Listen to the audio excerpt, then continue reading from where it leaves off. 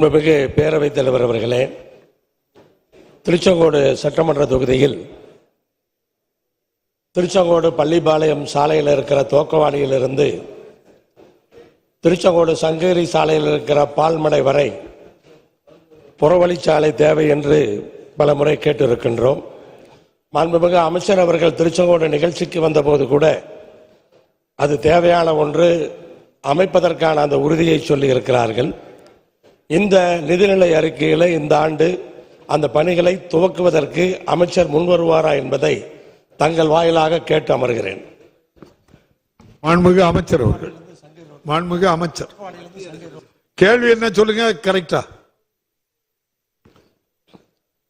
திருச்செங்கோடு பள்ளிப்பாளையம் சாலையில் துவக்கவாடி சந்திப்பிலிருந்து திருச்செங்கோடு சங்ககிரி சாலையில் பால்மடை சந்திப்பு வரை அந்த புறவழிச்சாலை அமைத்து தரப்படுமா?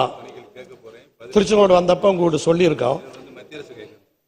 மாண்புமிகு பேரவைத் அவர்களே, திருச்செங்கோடுக்கு ஒரு சட்டமன்ற உறுப்பினரான உடனேயே எங்க சாலை போடுறதே தெரியாத அளவுக்கு சாலை போட்டாச்சு. இந்த திருச்செங்கோடை பொறுத்த அளவுக்கு அவளை சுற்றி சாலை போட்டு விட்டாச்சு.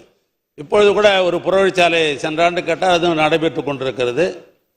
போன வாரம் கேள்வியில் பார்த்தீங்கன்னாக்கா திருக்கோயிலுக்கு இன்னொரு மாற்றுச்சாலை அமைக்க வேண்டும் என்று சொன்னார்கள். அதற்கு வேண்டிய டிபிஆர்லாம் தயார் செய்து கொண்டிருக்கிறோம்.